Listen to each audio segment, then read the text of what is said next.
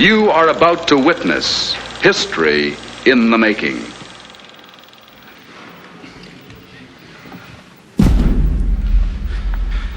Señores claustrales, sentaos y cubríos. Ábrese la sesión. El señor secretario general leerá el acta de nombramiento de doctor honoris causa por la Universidad Complutense del excelentísimo señor don Raphael Mechoulam. Decreto rectoral 4/2006 de 27 de enero disponiendo la concesión del título de doctor honoris causa de la Universidad Complutense al excelentísimo señor don Raphael Mechoulam.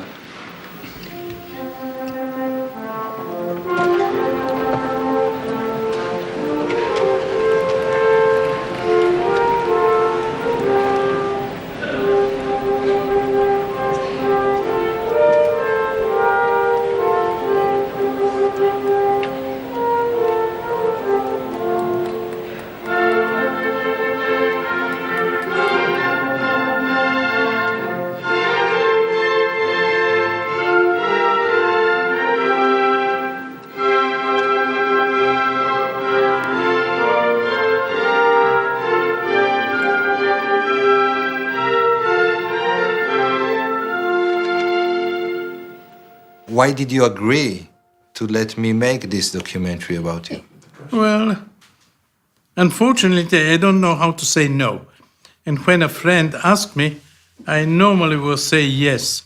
But in this case, I would also like to probably push ahead and tell people, here we have a group of compounds, an endogenous system of major importance. It is not being used as much as it should be in the clinic. It is of great promise in the clinic. Let's try to push it forward. And maybe this film can push it forward a bit. Hopefully. Hopefully.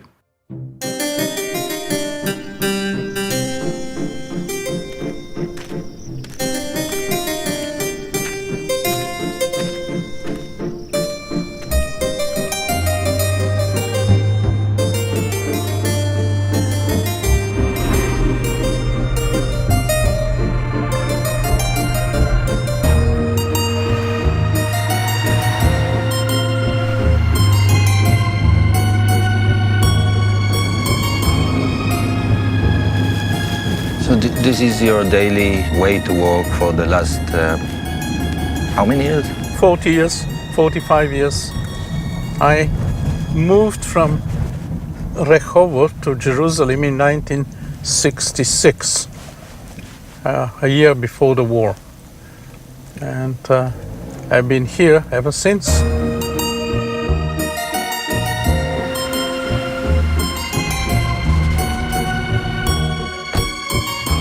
One of the topics that I decided to work on was the chemistry of the plant Cannabis sativa. Cannabis had been used for thousands of years, both as a drug as a recreational agent, but surprisingly, the active compound was never isolated in pure form. I decided, together with my colleague Yechiel Gaoni, to go and do research and find out what are the compounds present in cannabis, and particularly what is the active compound, active compounds present there. Well, a scientist should try to find topics of importance. And I thought that this is a topic of importance. I knew that the police have a lot of cannabis, hashish, that's being smuggled from the Lebanon, and after all the legal things were completed, they usually burn it. I was at the Weizmann Institute at that time, a very young person. I went to the director of the Weizmann Institute, the administrative director, and asked him, do you know anybody in the police who can supply hashish to us for research? So he called one of his friends, can you supply cannabis to one of our researchers? And I hear from the other side somebody shouting, is he, meaning me, is he reliable? And the administrative director, who actually almost didn't know me, said, yes, of course he's reliable. Let him come over and pick some hashish. I went over, I didn't have a car, took a bus, got 5 kilos of hashish, went on the bus, and the people in the bus after 15, 20 minutes just started asking, what the hell is this smell, very unusual smell? I mean, I had 5 kilos of hashish in my bag going around. But I guess you're the only person in the world that took 5 kilos of hashish from the police and got away with it. Well, probably yes. It turned out that the police were not allowed to give us cannabis. I didn't have the permit from the Ministry of Health, therefore I had broken the law and the police had broken the law and we should go to prison. Well, it doesn't work that way. I went to the Ministry of Health and some of them were colleagues of mine and the others knew what I was doing. So I said, I apologize, I'm sorry, I won't do it again. Next time when I want hashish, I'll go to the ministry. If and when I needed hashish, I went to the Ministry of Health, I filled the form, I drank some coffee with them, they gave me the permit, I went with the permit every time to the police. The police, I drank some more coffee with them, and I got my hashish and went back to the lab. We started working on those 5 kilos of hashish. We didn't have a safe. It was just in one of the cupboards in the lab. Nobody really was that interested. So we started extracting it. We started using modern methods. Now, this is important. Up till the mid-60s, even before that, in order to find the structure of a compound, one had to do a lot of reactions. Then, and we were one of the first to do that in Israel, we found that by using the proper instruments, one could find the structure of compounds without doing a lot of chemistry. We put the compound on a column. It is absorbed here, if there are 2 or 3 compounds. This is the way we separated originally the compounds from cannabis. But that was many, many, many years ago. We separated about 10 or 12 compounds, and these compounds included the only one active compound. Active, we tested at that time in monkeys. I had a colleague who worked in a nearby institute, and he had a colony of monkeys, and he and his group indeed tested these compounds in monkeys, and surprisingly found that only one compound did anything in these monkeys. It sedated them. They didn't sleep, but they were sedated. On the basis of this particular observation, we decided there is just one active compound, and surprisingly, this is true to this very day. There is only one major active compound, which is named now delta-9 tetrahydrocannabinol THC, and this compound causes essentially all the hashish type, cannabis type effects that we know so well.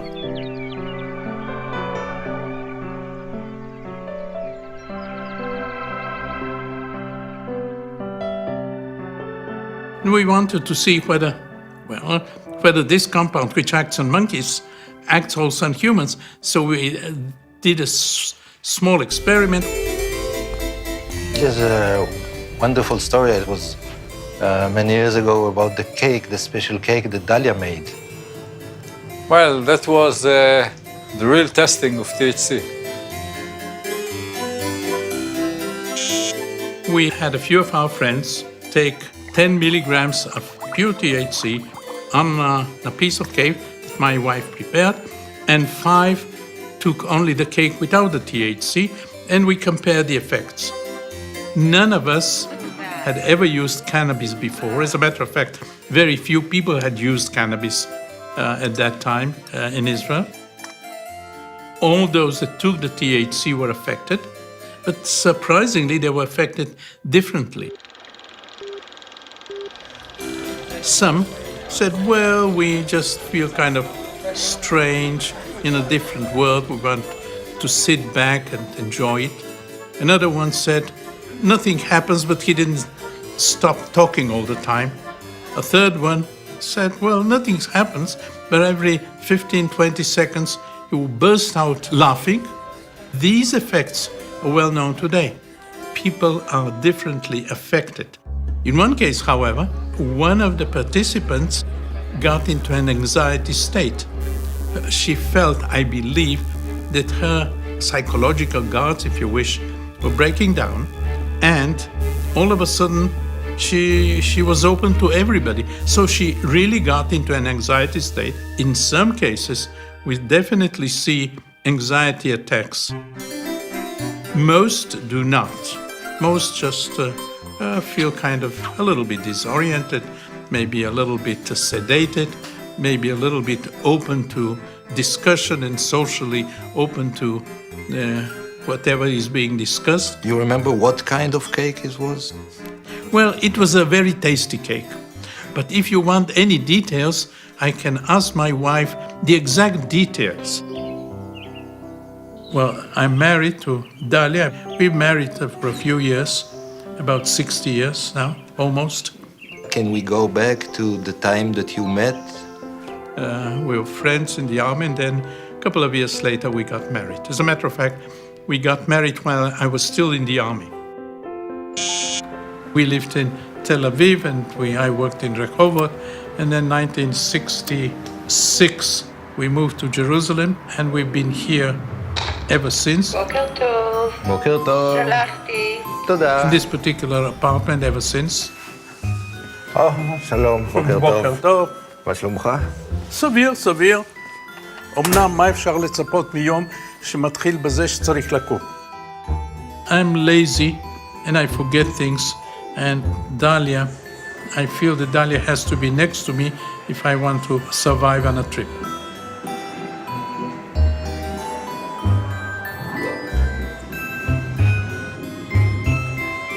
But you love going to these meetings.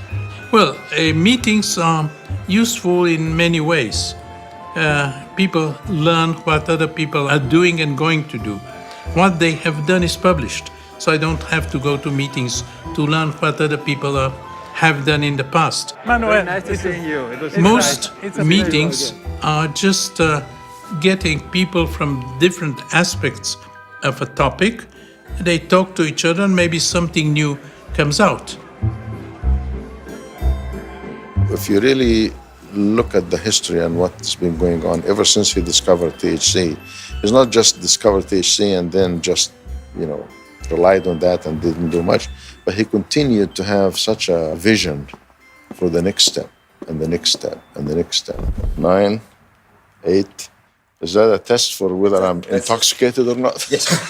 My name is Mahmoud A. El Soli. I am a research professor at the University of Mississippi. Cannabis is what I'm known for. Cannabis is a very old plant, a very old medicine, if you will, that people have used it for so many indications over the years. In the literature, marijuana has been used for all different types of things. One would say, well, this is crazy. There's no such plant that can, do all of this. And today, it's very easy to really go back to this old literature about the different indications for which marijuana was prescribed and find out that there is justification for that. Cannabis was used in the Middle East for thousands of years. As medicine. Who knows, maybe for other things as well. Many of the tribes at the time used cannabis. Assyrians used it for medicine, used it for excitation, as used it in religion. The Egyptians used it as medicine. Surprisingly, the Greeks and the Romans didn't know about psychoactivity, but they used cannabis as an anti-inflammatory drug.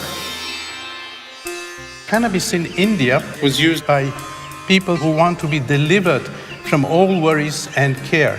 Well, that's quite a good definition of anti-anxiety. We knew that cannabis had been used for epilepsy. In the past.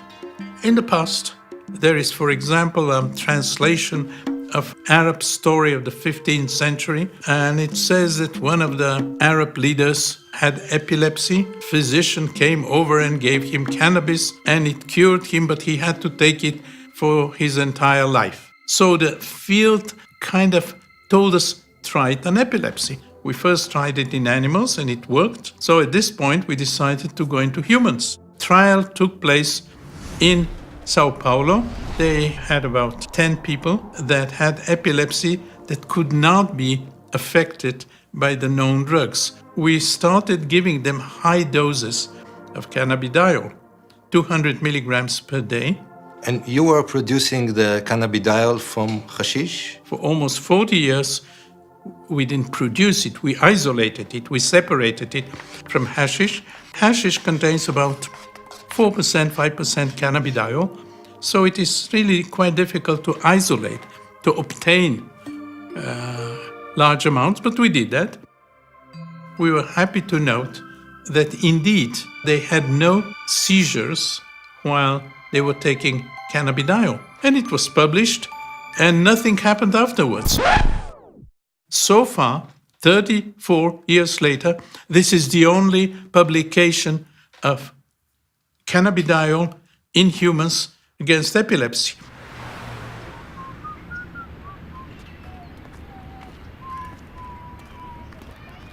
When one starts research, one never knows how it ends. You know how you start. I was born in Bulgaria, and I was a child during the war, though I was very well aware of what's going on.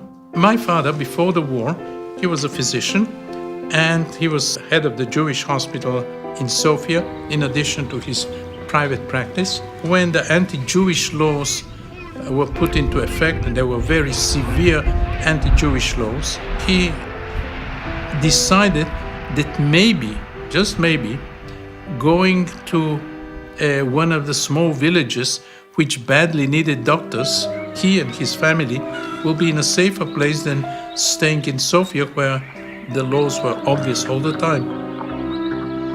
He was appointed as a village doctor in 1942, I believe it was, and for about 2 or 3 years we spent moving from village to village, and he was the village doctor in many of these places.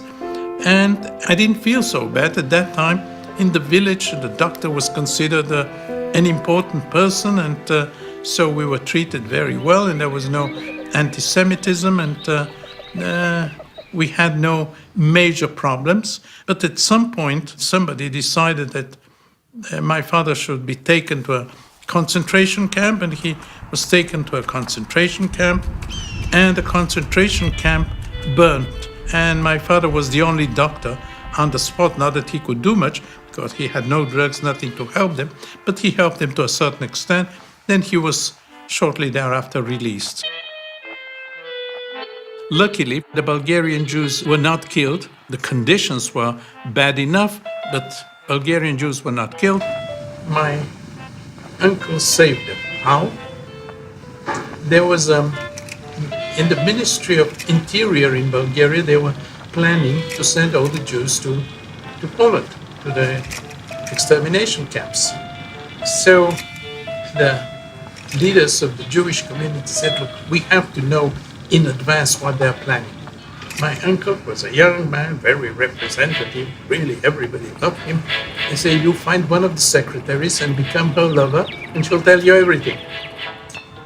And that's what happened. So I have to write that sometime with a greater detail. So he knew, the community leaders knew exactly what was being planned several weeks in advance or even a month in advance. So they then tried to prevent it by talking to people in the parliament and so on. And the people in the parliament said, that's against the constitution and so on. How the hell did you know that they were going to do it? Oh, we just heard about it. After the war in 1948, 1949, most Bulgarian Jews came to Israel. We came in 1949.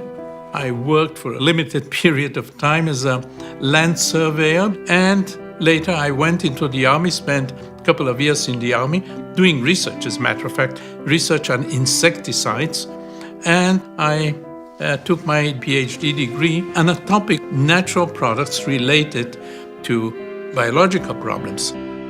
I did the same when I went to the Rockefeller Institute. When I came back, and I got a position at the Weizmann Institute, I was looking for problems that are in that field, namely chemistry problems related to biological problems. But why cannabis? You see, doing research in a small country with a very limited budget, my philosophy was that one should try to find out topics that are not being pursued by the major groups throughout the world. We cannot compete with them. It's obvious that we should try to find, by studying the literature, by thinking about important projects, we should follow research pathways that were not being followed by major groups. Nobody was working on cannabinoid chemistry. So we thought at that time that this is a project worth following. In 1986, in the introduction to cannabinoids as therapeutic agents, after summarizing the knowledge about the historical use of cannabis, you leave us with a question. Are we missing something?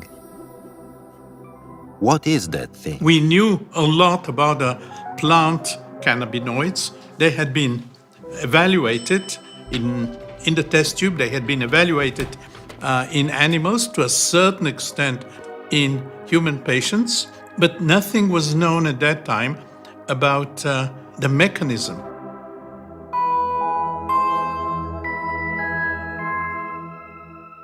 A group in the US, Professor Aline Howlett, she was a young researcher at that time in St. Louis. I really didn't know very much at all about marijuana or cannabinoids. That wasn't my area of expertise. In the United States, we need DEA approval to get cannabinoid drugs for research. So I got through the approval. I got some delta-9 THC and did these studies and found some very interesting things. Dr. Howlett found in the brain a specific receptor for THC. It was named the CB1 receptor, cannabinoid receptor number 1. Now that was a major discovery in the mid-80s. So here we had, for the first time, an indication that THC acts on a receptor. So that was the first momentous discovery. And then once it was discovered that there are receptors, then the next obvious question is, why are there receptors in the human brain for a smoke substance? How did God know that his creations will smoke marijuana? Receptors are made for compounds that we produce, not because there is a plant out there. And the answer obviously was that it's not for marijuana. There are some compounds in the body itself which mimic marijuana. So we went ahead looking for endogenous compounds.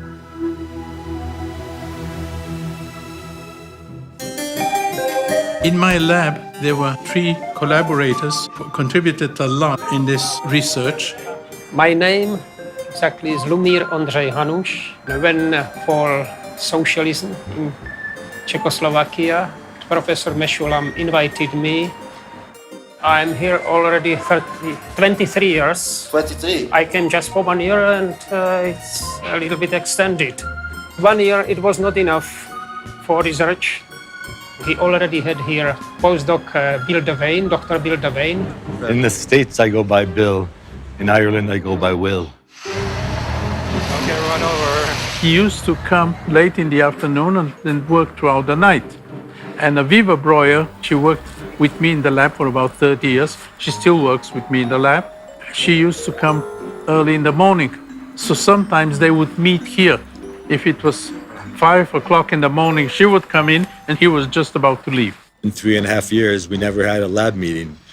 Looking for the endogenous cannabinoid, a lot of brains were involved, not only brains of the researchers.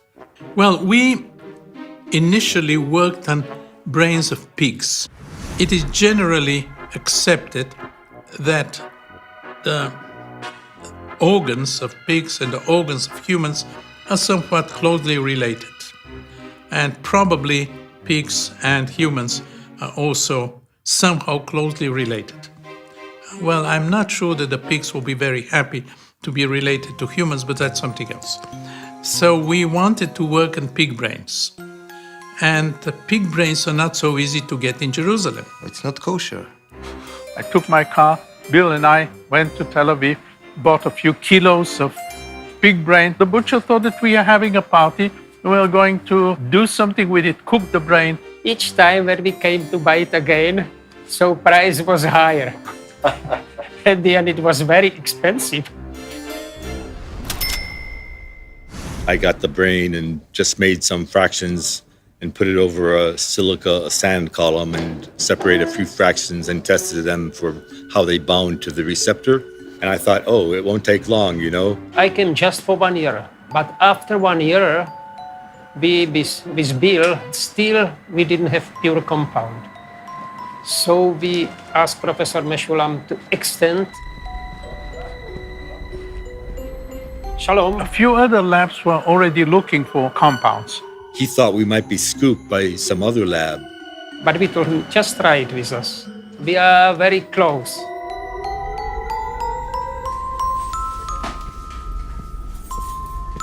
And after about 2 years, we found in extremely low amounts. It was only like a few droplets in the end of a little test tube. A compound in the brain which acts on these receptors.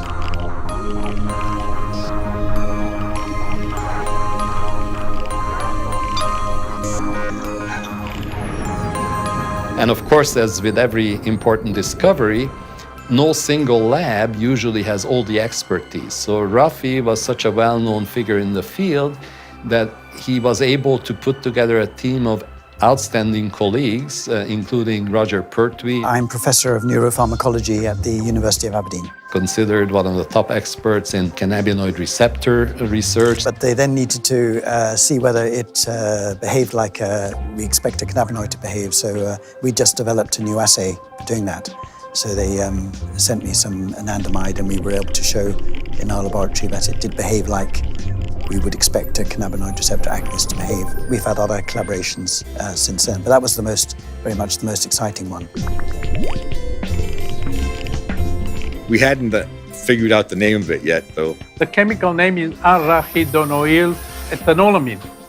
We could have left it at that. We thought that maybe it has to do with mood, emotions, things of that sort, and therefore we thought, well, if it causes some kind of changes in emotion, maybe it causes happiness. If you smoke marijuana, it gives you a certain bliss. So the natural compound also is responsible for that same type of a bliss, an internal bliss that you have, you know. We looked for a good name, and although some people do not agree with me, but in Hebrew there are not too many names for happiness. For sorrow you can find a lot of names, but for happiness, not for extreme happiness. We've looked into Assyrian things, but the Assyrian things are more complicated. They call cannabis, with apparently a lot of THC, they call it ganzigunu. Well, call the compound ganzigunu was too complicated. So we decided we'll go to something else. I remember actually discussing the naming of this. I think it was Bill Devane who came up with the name. Is that right? Right. Raphael Mechoulam and Roger Pertwee and myself were all sitting outside in the sun, overlooking a nice little river. And 2 years before, I said to Rafi, if I isolate this chemical, I get to name it, don't I? Bill was interested in these Sanskrit stories, and he found that Ananda is bliss, delight. People who know me know that I study Eastern philosophy, and I know lots of Sanskrit words, you know. Ananda means in Sanskrit supreme joy. Professor Mechoulam said, you know, it can be a good, it will be a part just on chemical nature of this compound, and because it's ethanol amide. So we did Ananda and amide, so it's anandamide. Even in the print form of a dictionary, the Collins Unabridged English Dictionary, and I bought one for my sister and gave it to her, and it's in the dictionary. Anandamide. Yeah. They made this discovery and published in this landmark paper, and its importance is illustrated very well by the fact that it's one of the very few papers in the biomedical literature that has been cited over 2,000 times since its publication. They even don't cite it anymore because it's considered such a well-known thing, an obvious thing, that they don't even cite our work anymore. They mention anandamide does A and B and C. It turned out that there is a whole system in the body which is involved around anandamide, and this in many respects parallels important systems that the body relies upon them. And this system is called now the endocannabinoid system, and a huge number of researchers are involved in investigating this system from many aspects. I'm a full professor of biochemistry. The basis of my work was to understand how the nervous system works. I usually go by Dr. Mary Abu. The CB2 receptor is we're trying to discover how the world works, or in our case, how cannabinoids work and how the brain works. Are there additional receptors? We know CB1, CB2 are receptors. And you see a difference between the oral administration versus the smoked form, which is a very this model, we found that activation of CB2 was effective. The compound, which we haven't managed to isolate yet, but we strongly believe exists. The endocannabinoid system is complex, it's very challenging. If the animal, during the time-out period, is still pressing the lever, is because he has lost the control. It's just perhaps not easy to describe, actually, how... You know the beginning? It says, nel mezzo del cammin di nostra vita mi ritrovai per una selva oscura, che la dritta via era smarrita. How all of a sudden the poet found himself in a strange place, a black forest, selva oscura is a black forest, and he was lost. But thanks to another poet, that is Virgilio, a famous Roman poet, he found a guide through the hell to the paradise then.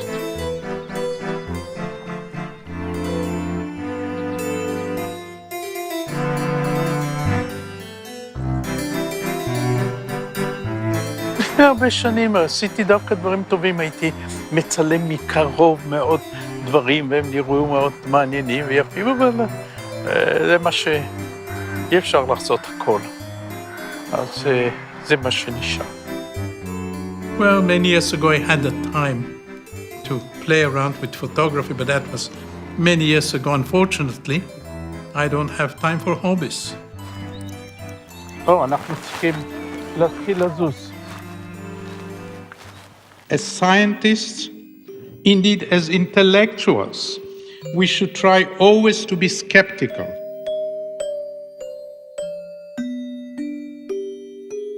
So in 1995, you had an idea of testing THC on children. It has been known for many years that cannabis can lower the effects of anti-cancer drugs. Anti-cancer drugs, many of them, cause terrible side effects. And in children, unfortunately, children get cancer as well. Children vomit and want to vomit, have nausea. They're really in a bad shape. And they cry all the time, and their parents are in a bad shape. Luckily, most of their children can be cured of the cancer, but the treatment is absolutely difficult. We wanted to do a clinical trial in children. We did that with Professor Aya Avramov. She was head of the Department of Pediatric Oncology in one of the Jerusalem hospitals. And we did a major study with THC given in oily drops under the tongue of children. Obviously, children cannot smoke. We had children that were not even 1 year old. She dropped THC in oil, in olive oil, under the tongue 2 or 3 times a day, small doses, during the anti-cancer treatment. At the beginning, we wanted to do a double-blind study. Some of the children got the THC, some other children got only the olive oil.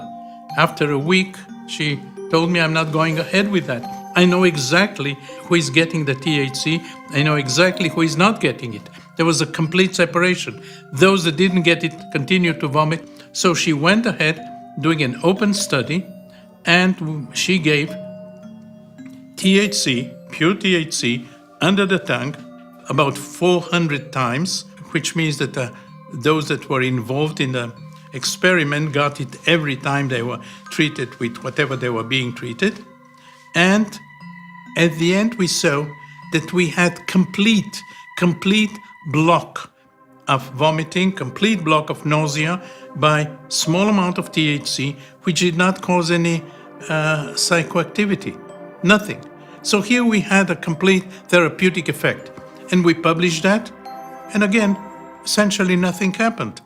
Finito, that was it. It's still not being used in children. And you think it's a good idea to use it for children? Well, I believe it's an excellent idea because we help those children that suffer. But I have no influence on oncologists.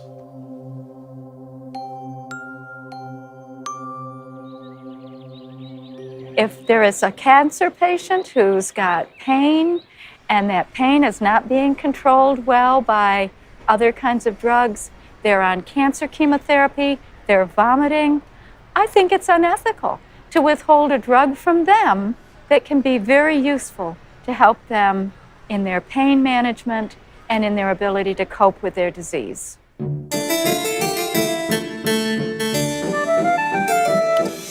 In about 1999, he came up with a concept with Dr. Ben Shabbat of the entourage effect, the idea that there were many compounds, endogenous cannabinoids, some seemingly inactive on their own, but together they make this beautiful music.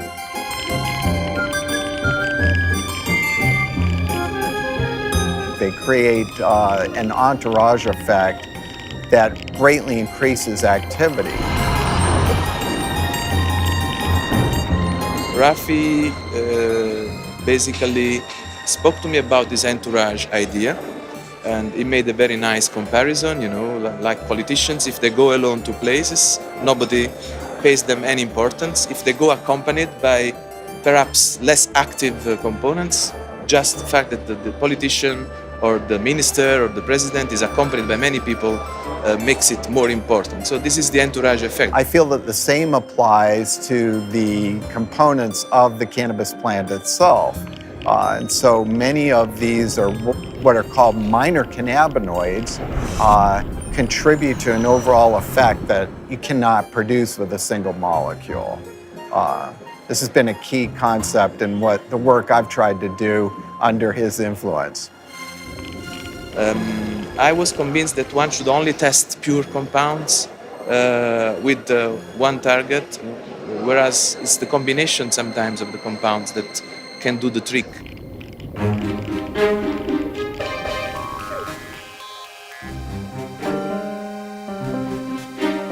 A very serious group of researchers has recently published a paper saying that the endocannabinoid system is involved in essentially all human diseases. If you combine CB1 receptors and CB2 receptors, they cover most of the organism, at least in mammals. We are mammals. We are mammals. Okay. But when you talk of mammals, you talk of horses and dogs and mice and rats and rabbits and lions and... We all share the endocannabinoid system. I believe so. I believe so. And it has been demonstrated in many species. Because now suddenly everyone has cannabis in their bodies, or everyone has a cannabinoid in their bodies, so it can't be bad. These molecules that we all have are so critical from the birth to the death of each of us in health and disease. He suggested that endocannabinoids in the milk of mothers actually may contribute to the hedonic effects of the milk. And it turned out to be almost true, actually. So he has a great vision. And then I know that he suggested to Itai Bab that he should look at the bone. Why would anybody in the world, actually, without preconception, look at bone development? רגע. כמובן, דש לדליה. We're going to my lab. We can go through the bigger entrance. Or to the small entrance here. My name is Professor Itai Bab. I'm the director of the Bone Laboratory at the Hebrew University of Jerusalem. We're going to see now the cannabinoids in bones? Yes. Okay. So you do have a laboratory here. You've been here. We have discovered the skeletal endocannabinoid system. These are osteoclast cultures. Osteoclasts. Osteoclasts are cells that break down bone. Okay. So she's analyzing the effect of cannabinoids on the number of osteoclasts. This is the growth engine, which is similar in mice and humans. You see here the brown cells, these are CB1 receptors, these are C receptors in the engine. We've got a lot of research now going on because now we know there are CB1 and CB2 receptors in those kinds of cells that either help degrade the bone or help rebuild the bone. In this day and age, people are living, women beyond menopause, men well into old age, and we're going to have to think about how to preserve those bones so they can last another 40 years after menopause. When a woman becomes pregnant, basically the body should get rid of the embryo because the embryo, to a certain extent, 50%, comes from a different organism from the father. The body doesn't do that. We don't know why the body doesn't do that. It's kind of a lowering of the immune system, certainly around the embryo. And it seems, it's quite possible, that the endocannabinoid system, in a wide sense meaning, may be involved in prevention of this kind of immune effect, which is the basis of our life. I mean, obviously, if the embryo is kicked out, there's going to be no life on this planet.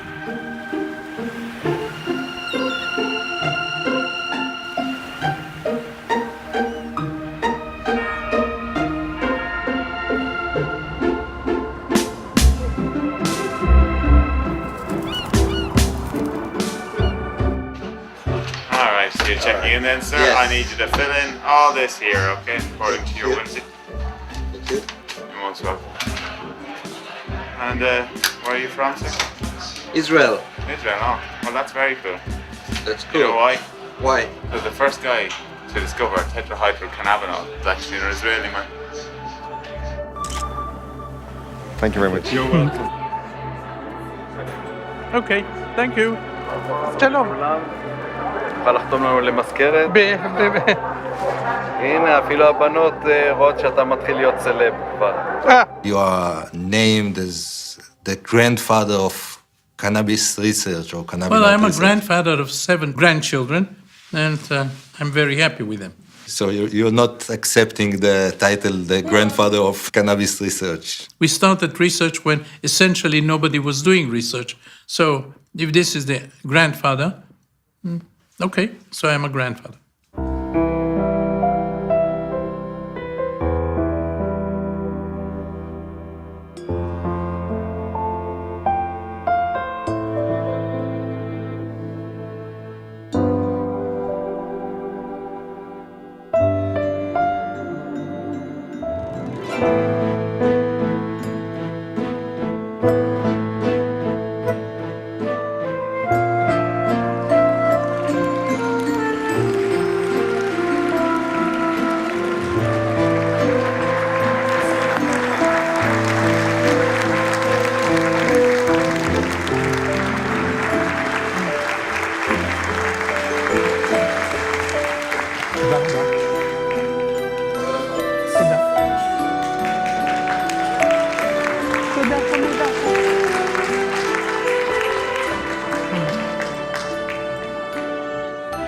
el claustro de la Universidad Complutense, a propuesta de la Facultad de Medicina y en testimonio del reconocimiento de vuestros relevantes méritos científicos, habéis sido nombrado doctor honoris causa. En virtud de la autoridad que me está conferida, os entrego dicho título. Works on the ego. Obviously, people are happy to get an award, that people recognize their work. Definitely, I mean, it would be silly to say that I don't care. Yes, definitely I care, like anybody else. Os impongo como símbolo el birrete laureado, antiquísimo y venerado distintivo del magisterio, llevadlo sobre vuestra cabeza como la corona de vuestros estudios y merecimientos. I've received quite a few awards in different places in the world. Recibid el libro de la ciencia que os cumple enseñar, difundir y adelantar, y que sea para vos significación y aviso de que por grande que sea vuestro ingenio fuere, debéis rendir acatamiento y veneración a la doctrina de vuestros maestros y predecesores. In Israel, I got the Israel Prize, the Rothschild Prize, other prizes. Got important prizes in Germany, in the US. Had awards in the Czech state. Recibid el anillo que la antigüedad entregaba en esta venerada ceremonia, como emblema del privilegio de firmar y de sellar los dictámenes, consultas y censuras de vuestra ciencia y profesión, así como los guantes blancos, símbolo de la pureza que deben conservar vuestras manos, uno y otros signos también de la distinción de vuestra categoría. I've had honorary doctorates, one in Spain, one in the US, one in Israel. Porque os habéis incorporado a esta universidad, recibid ahora, en nombre de su claustro, el abrazo de fraternidad de los que se honran y congratulan de ser vuestros hermanos y compañeros.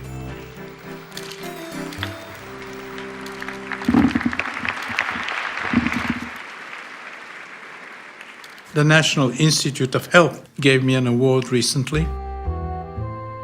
In 1962, I had asked for a grant from NIH. But NIH wrote me back, well, the topic you're interested in, namely the constituents of cannabis sativa, is not a relevant topic for the US. It's not used in the US. When you have something more relevant, ask us for a grant. So a year later, I got a phone call from one of the main pharmacologists of the National Institute of Mental Health, said he's interested in cannabis. So all of a sudden they had a change of mind. So I asked them, what happened? Well, apparently somebody high up, an important person, maybe a senator, had called NIH and asked, what does cannabis do? It seems that his son had been caught smoking pot. What? Yes, it's the truth, Father. And I'm pretty ashamed of it. And he wanted to know whether the marijuana destroys his mind. Now, they didn't know anything about marijuana, and the only thing that they actually knew was that a young person from the Middle East had asked for a grant and was working on it. So pharmacologists came over and asked me, are you still working? And said, yes, we had just identified the active compound and we had a large amount of the active stuff there. We had about 10 grams of THC. So he said, please give us the 10 grams and we'll do a lot of pharmacology in the US. So he got the world supply of THC. Nobody had THC at that time. Got the world supply of THC, took it to the US. Actually, he probably smuggled it because I don't think that he had a license so he could take it to the US. But then, of course, nobody was looking for THC. It was not a known compound. So he took it to NIH. And for the next couple of years, most of the research in the US on THC was done with material supplied by us, those grams that they took. And for many years, nearly 45 years, I was supported financially by the National Institute of Health. And they never interfered with my research.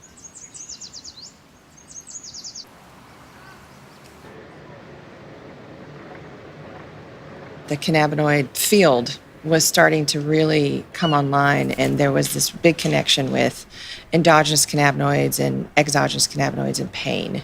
My PhD was in female reproductive pain. It's just really fun to be at this point of going, wow, we're actually, understanding some of the mechanism of why women basically have taken cannabis for thousands of years for reproductive pain. I would consider myself still as a mouse geneticist and neurobiologist. So our approach is to make mutant animals. So almost every talk that you hear contains some data that were generated with the mice that we generated, that we made. You get seniority if death you can't avoid. The lab was up to me. I chose cannabinoids. Heard it's a fun house where a little lab mouse can partake. For several years, I was researching motor neuron disease, amyotrophic lateral sclerosis, and was able to show that THC was actually protective in the mouse model of ALS. The mice that were given THC lived a little longer and did a little better than the ones that did not get treated with THC. So that was really exciting work. Pass that new compound over to me, doc. Then I'll swim around. You can punch the clock.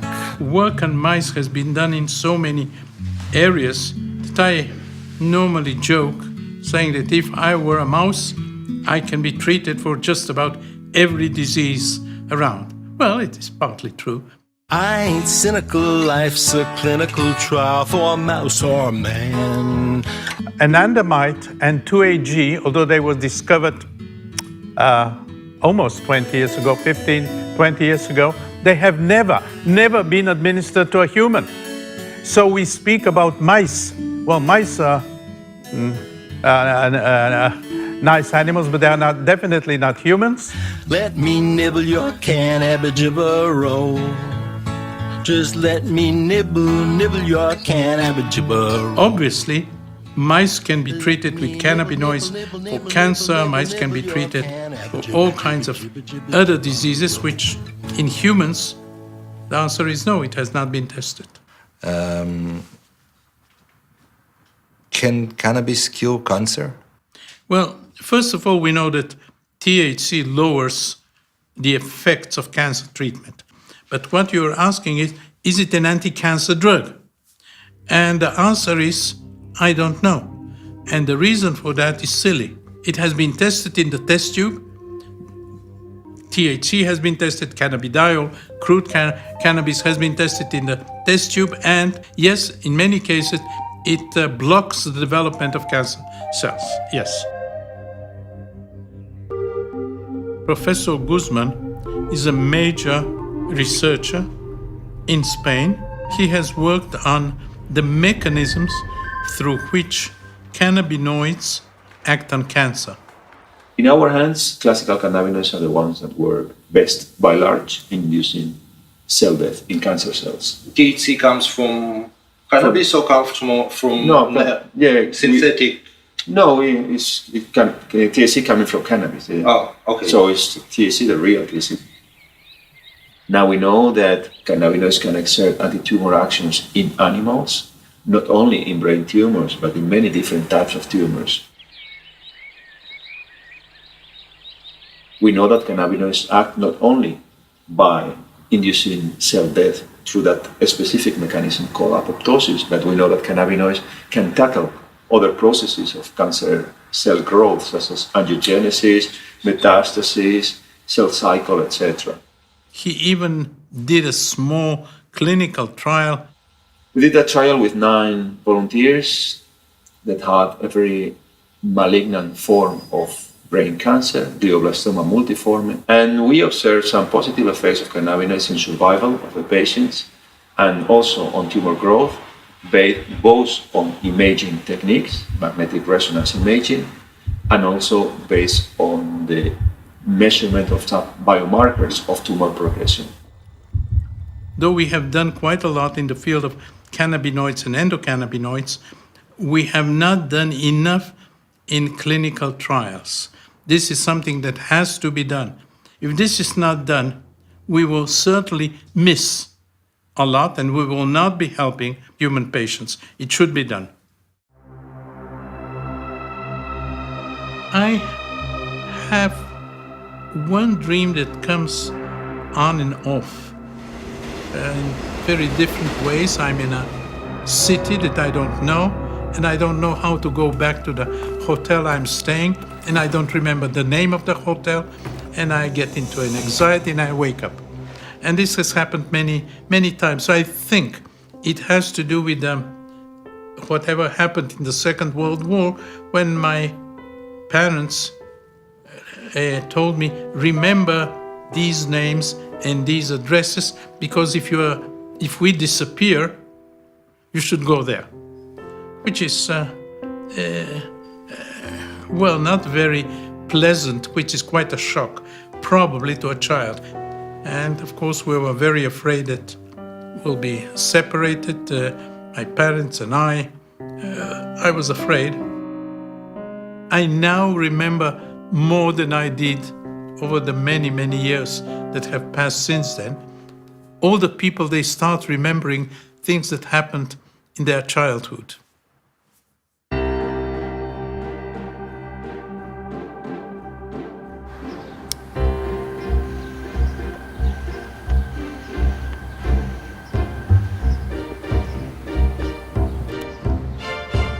At one point, somebody decided that it is worthwhile testing cannabis with relatively high doses of THC, I believe, in people that are Alzheimer or Alzheimer-like patients. They got it in their food, in the yogurt or whatever.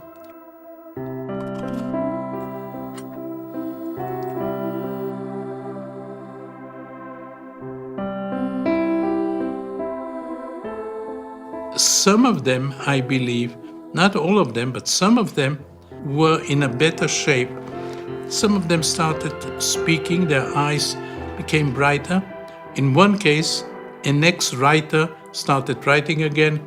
In another case, a woman said, I feel fine, and went home. So it seems to be helping the symptoms of Alzheimer or senility.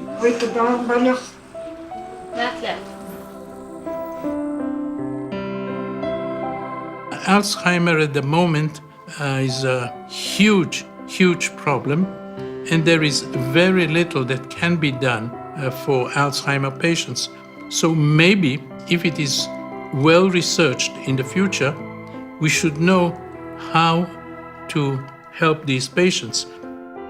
We're dealing here with a population of millions, and this population will grow because in most countries, Western countries at least, the number of older people is growing all the time. We are lucky that cannabis is not toxic. People do not die from overdose of cannabis.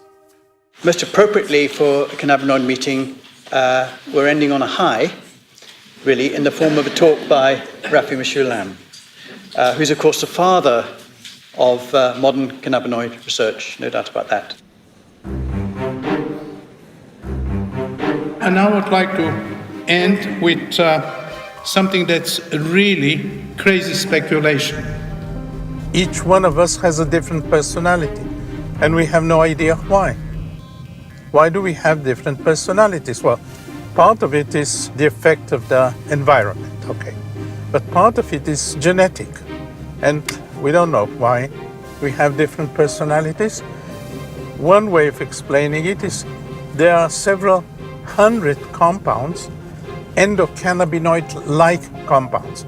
They are like anandamide in their chemical structure that are present in the brain, and it is quite possible that each one of us has a different, slightly different level of these compounds. This is genetic. This is based on the different DNA of everybody, but DNA doesn't affect the personality. It is the compounds that are formed from DNA through RNA to proteins and peptides and secondary compounds. So it is quite possible that differences in the endocannabinoid system and the cannabinoid-like system can have something to do with the different personalities. Well, that's a very complicated story, but it may work.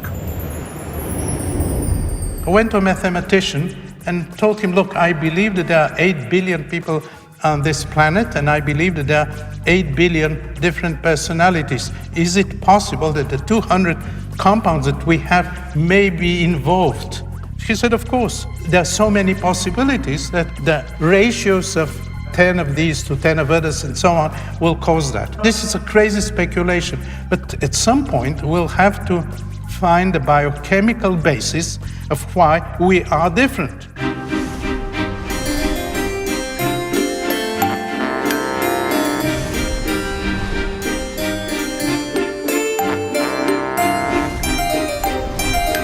Many years ago, when I had an administrative position in my university, I was rector, I was told, never give an after-dinner speech before the dinner.